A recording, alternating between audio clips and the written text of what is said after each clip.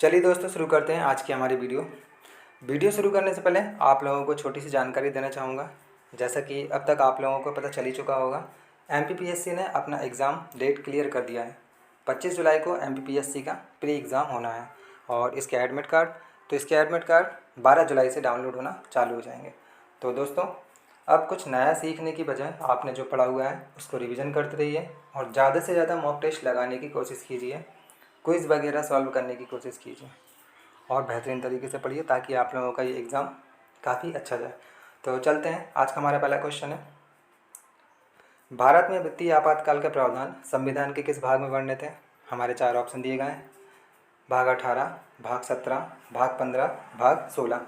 तो इस क्वेश्चन का आंसर हो गया है भाग 18। और बात करते हैं अब वित्तीय आपातकाल की। तो जैसा कि हमने पिछले 2-3 वीडियो में कवर करके रखा हुआ है, संविधान में वित्तीय आपातकाल 3 प्रकार के बताए गए हैं, जो कि आर्टिकल 352 में है, आर्टिकल 356 और आर्टिकल 360 में।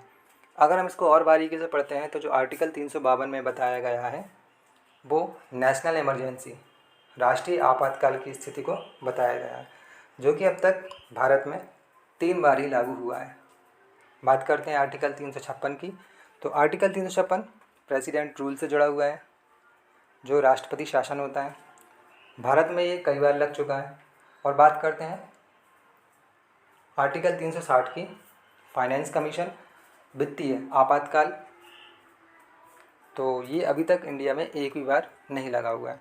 तो दोस्तों, ये थी कुछ एक्स्ट्रा जानकारी। चलते हैं अगले क्वेश्चन की तरफ। संसद द्वारा पारित सभी विधेयकों को किस अनुच्छेद के अनुसार राष्ट्रपति की सहमति प्राप्त होने के बाद ही कानून बनाया जा सकता है? अनुच्छेद 112, अनुच्छेद 111, अनुच्छेद 117 या अनुच्छेद 118। तो इस क्वेश्चन का आंसर हो जाता है हमारा अनुच्छेद 111। आर्टिकल 111 के तहत संसद द्वारा पारित सभी विधेयकों को राष्ट्रपति की सहमति प्राप्त होने के बाद ही कानून बनाया जा सकता है। हमारा अगला क्वेश्चन है, संविधान सभा के प्रारूप समिति के अध्यक्ष कौन चुने गए थे? Option C Rajagopalachari, Rajendra Prasad, BR Ambedkar और ऑप्शन डी जवाहरलाल नेहरू। तो इस क्वेश्चन का आंसर हो जाता है हमारा option number C BR Ambedkar. और अगर बात करते हैं प्रारूप समिति की, तो इसमें कुल मेंबर 7 थे, भीमराव अम्बेडकर जी को मिलाकर। चलते हैं अगले क्वेश्चन की तरफ। हमारा अगला क्वेश्चन है, संविधान सभा का संवैधानिक सलाहकार किसे नियुक्त किया गया था?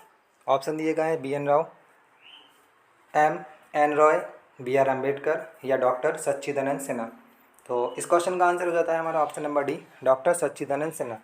डॉक्टर सच्चिदानंद सिन्हा को संवैधानिक सलाहकार के रूप में नियुक्त किया गया था। आगे चलते हैं, संविधान सभा की पहली बैठक कब आयोजित की गई? ऑप्शन 13 दिसंबर 1946, 11 दिसंबर 1946, 9 दिसंबर 1946 या 26 जनवरी 1946। तो बात करते हैं संविधान सभा की। तो इसकी पहली बैठक 9 दिसंबर 1946 को आयोजित की गई थी। निम्न में से किस शब्द को 42वें संशोधन अधिनियम 1976 द्वारा संविधान की प्रस्तावना में शामिल किया गया था? ऑप्शन समाजवादी, स्वतंत्रता, समानता, भाईचारा। तो अगर बात करते हैं 42वीं संशोधन, जिसे मिनी कॉन्स्टिट्यूशन के नाम से जाना जाता है, तो इसमें जो ऐड किया गया था वो है हमारा इक्वलिटी, समानता। तो इस क्वेश्चन का आंसर हो जाता है हमारा ऑप्शन नंबर सी। हमें भारतीय लोकतंत्र के विचार कहाँ से मिलते हैं? इसके ऑप्शन दिए गए हैं हमको भाग 2 में, भाग 1 प्रस्तावना और भाग 4 में।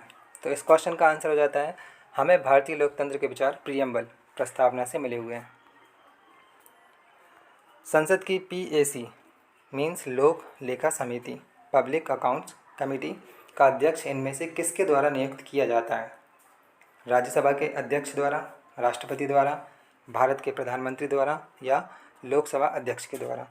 तो इस क्वेश्चन का आंसर हो जाता है हमारा लोकसभा अध्यक्ष के द्वारा। लोक लेखा समिति के जो अध्यक्ष होते हैं वो लोकसभा अध्यक्ष के द्वारा चुने जाते हैं। अगला क्वेश्चन है, राष्ट्रपति अध्यादेश लागू हो सकता है 3 महीने के लिए, 6 महीने के लिए, 9 महीने के लिए या अनिश्चित काल तक? तो इसका आंसर है हमारा 6 महीने के लिए। और ये हमारा लास्ट क्वेश्चन, लोकसभा के स्पीकर को अपने इस्तीफे के पत्र को संबोधित करना होगा। मीन्स लोकसभा के स्पीकर को अपना इस्तीफ़ा कैसे देना पड़ता है भारत के प्रधानमंत्री को, भारत के राष्ट्रपति को, लोकसभा के उपाध्यक्ष या संसदीय मामलों के मंत्री। तो इस क्वेश्चन का आंसर हमारा ऑप्शन नंबर सी, लोकसभा के उपाध्यक्ष। तो आज के वीडियो में सिर्फ इतने ही क्वेश्चन है। आप लोगों को ये क्वेश्चन कैसे लग रहे हैं हमें कमेंट्स करके ज़रूर बताइएगा, और अगर आप लोग इसे कंटिन्यू चाहते हैं तो हमें कमेंट्स में लिखिएगा। ओके दोस्तों, थैंक यू।